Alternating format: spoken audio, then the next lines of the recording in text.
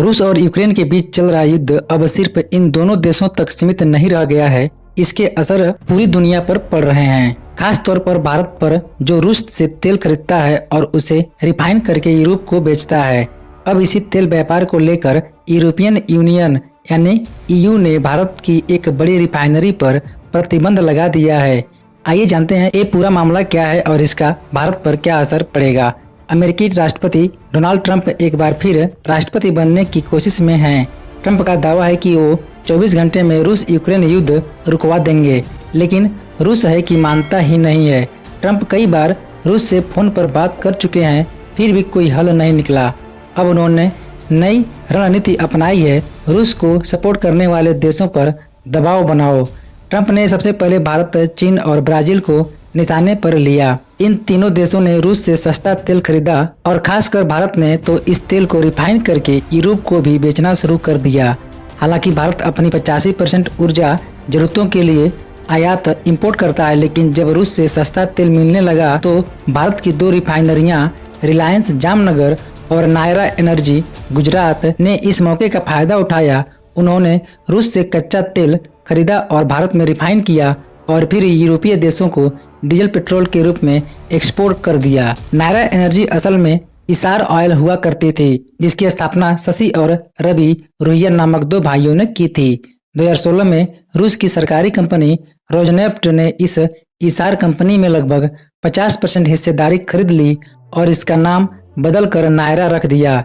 गुजरात के बाड़ीनार में इसकी एक बड़ी रिफाइनरी है, जहां पर ये सारा तेल रिफाइन होता है। अब दिक्कत यह है कि रूस से सीधे तेल खरीदने पर तो यूरोप ने बैन लगा रखा है, लेकिन भारत जैसे देश रिफाइन करके वही तेल यूरोप को भेज रहे थे। इससे यूरोप का रूसी तेल से पीछा नहीं छूट रहा था और ट्रंप को यह पसंद नहीं आया। ट्रंप के कहने पर एक अमेरिकी सांसद ने खुलेआम भारत को धमकी दी, अगर रूस से तेल लेना बंद नहीं किया तो 500% टैरिफ लग जाएगा। इसके बाद नाटो के नए चीफ ने भी भारत को चेतावनी दी। अमेरिका का दबाव काम कर गया। यूरोपीय यूनियन ने रूस पर 18वां प्रतिबंध पैकेज घोषित किया, जिसमें पहली बार भारत के नाम भी जुड़ गया। इसमें 3 बड़े कदम उठाए गए। नायरा रिफाइनरी को प्रतिबंधित किया गया क्योंकि यह रूस का तेल यूरोप को बेच रही थी। 105 रूसी शैडो टैंकरों को बैन किया गया। ये वो जहाज थे जो फर्जी झंडों और नकली दस्तावेजों के सहारे तेल पहुंचा रहे थे।